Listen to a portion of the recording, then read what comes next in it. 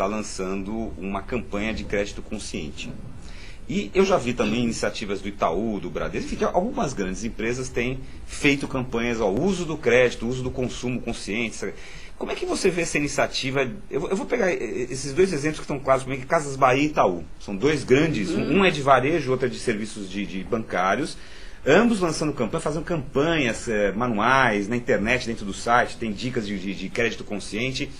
Qual a motivação dessa atitude? É porque são empresas sérias, éticas, de responsabilidade social? É porque tem medo de uma eventual descontrole desse negócio? Ou é uma combinação? A tua visão como especialista sobre esse assunto? É uma combinação. A cartilha da Casas Bahia, que a Casas Bahia lançou há cerca de 2 semanas, chama Nome, Nosso Maior Patrimônio, né?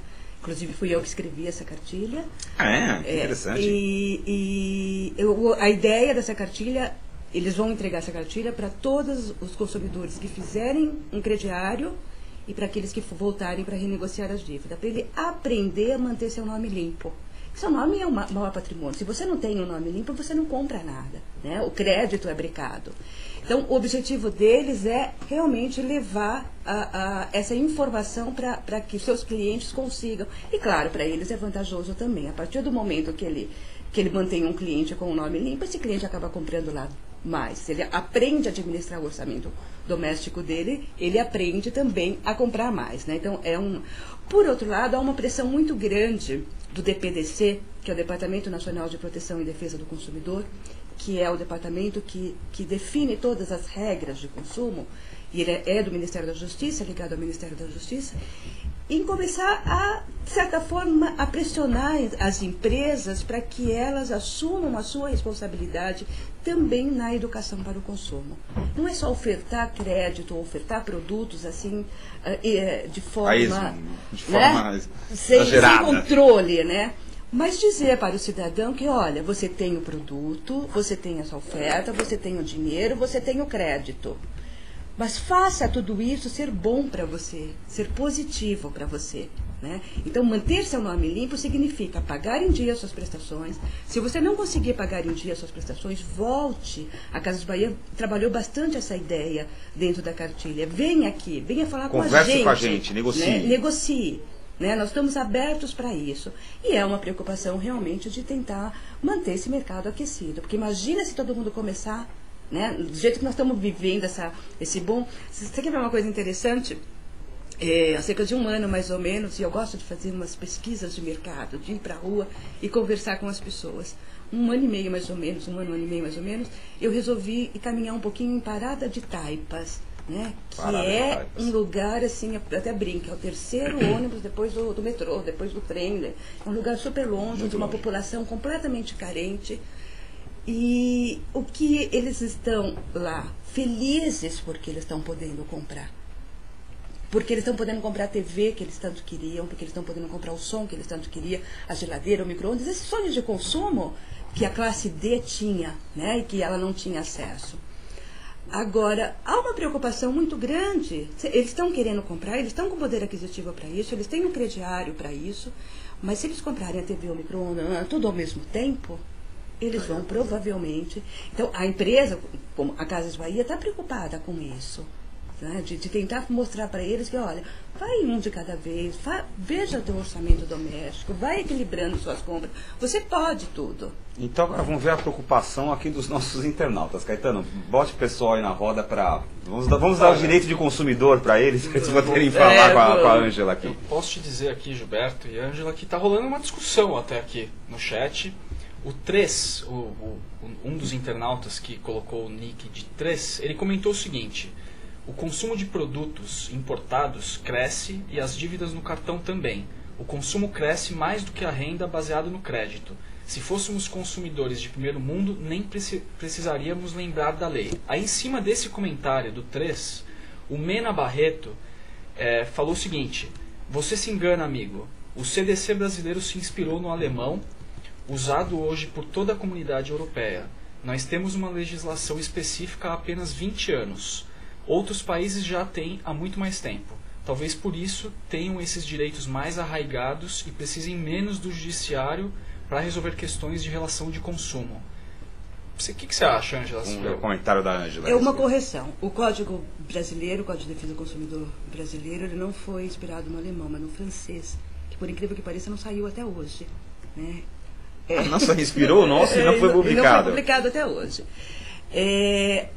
O que tem uma discussão muito grande entre os estudiosos do direito do consumidor, da defesa do consumidor, que nos outros países o direito do consumidor está na Constituição e nosso é uma lei à parte. Né? Por mais lá que o artigo da Constituição, que eu não vou me lembrar agora qual é, que diz que existe que tem que ter um código dirigido ao consumidor, que proteja o consumidor. Né? Mas a nossa lei não está na Constituição. Talvez por isso a gente não tenha conseguido ainda arraigar dentro da população brasileira os seus direitos. Agora tem uma coisa interessante. Me diga, qual lei brasileira a gente comemora o aniversário? É verdade. Então ela está arraigada. Lei Áurea, talvez. Nem a Lei Áurea, mas o Código de Defesa do Consumidor é a única lei que eu vejo todos os anos saindo matéria na imprensa, o povo comentando, tendo eventos, sabe, por ocasião do aniversário dele, e além do mais são 2 datas, você comemora 2 datas de aniversário do Código. A assinatura, que foi 11 de setembro, e a entrada em vigor dia 11 de março. E dia 11 de março coincide com o Dia Mundial do Consumidor? Com a Semana do Consumidor, que é dia 15 de março é o Dia do Mundial do Consumidor. Então você tem uma semana aí de eventos na área. Então acho que essa lei está realmente presente no dia a dia. E há pouco tempo, só para vocês terem uma ideia, eu vi uma pesquisa que dizia o seguinte, perguntava o seguinte para o brasileiro: qual lei até hoje mais te beneficiou? Assim, com 80% dos votos lá, foi o seguro-desemprego, que realmente é interessante. E a segunda, o Código de Defesa do Consumidor. Então, vê como ele está presente na vida do brasileiro. Então, eu vou aproveitar que ela está falando sobre a questão do Código de Defesa do Consumidor. Eu tenho uma notícia aqui que a gente pegou da Agência Brasil, que diz o seguinte: Código de Defesa do Consumidor torna as relações de consumo mais equilibradas. O Código de Defesa do Consumidor completou 20 anos de existência em setembro, que é o que você estava citando, conseguiu aumentar o equilíbrio nas relações entre os fornecedores de produtos e serviços e os cidadãos que pagam por eles. Os anos de aplicação do Código modificaram a cultura do brasileiro, e é que eu quero chegar um pouco com você nessa questão, que, se sentindo enganados ou em desvantagem, procuram os órgãos competentes, advogados ou tentam tornar pública as queixas por meio da imprensa. Entre os avanços trazidos pelo Código, o PROCON destaca o maior número de informações disponíveis nos rótulos dos produtos, nos contratos comerciais e as restrições à publicidade abusiva. Então, você concorda que esses anos de aplicação do Código modificaram a cultura do brasileiro? Modificaram a cultura do consumidor e modificaram a cultura do fornecedor. Né? O fornecedor também teve que se adequar para atender o que o Código exige. Né? Quando você, em termos de número de informação, nos rótulos, nas embalagens, acho que o que mais ganha destaque que o Código obrigou a ter, que é a data de validade do produto. Né? Quer dizer, hoje você consome um produto que você sabe que ele pode ser consumido até tal data.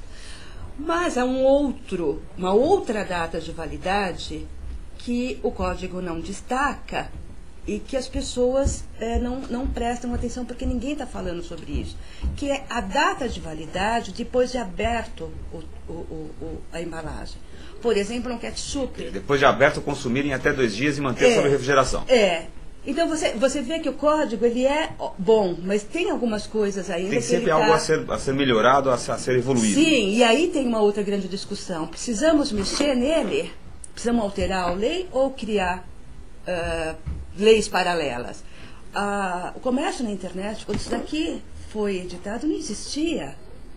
E, aliás, nós vamos ter uma parte aqui só para falar sobre o comércio eletrônico, que isso vai ser uma discussão boa. Agora, ele fala aqui, você vê, PROCON destaca o maior número de informações disponíveis nos vossos produtos, estava se referindo, nos contratos comerciais, que é aquela coisa de obrigar, destacar as cláusulas restritivas, etc e tal, que é uma coisa bastante, e restrições à publicidade abusiva. Aí eu, como publicitário, vou perguntar para você, existe uma briga aí antiga tem gente que defende que a publicidade tem que ser regulamentada por lei, tem que proibir isso, tem que proibir a publicidade infantil, proibir a publicidade disso.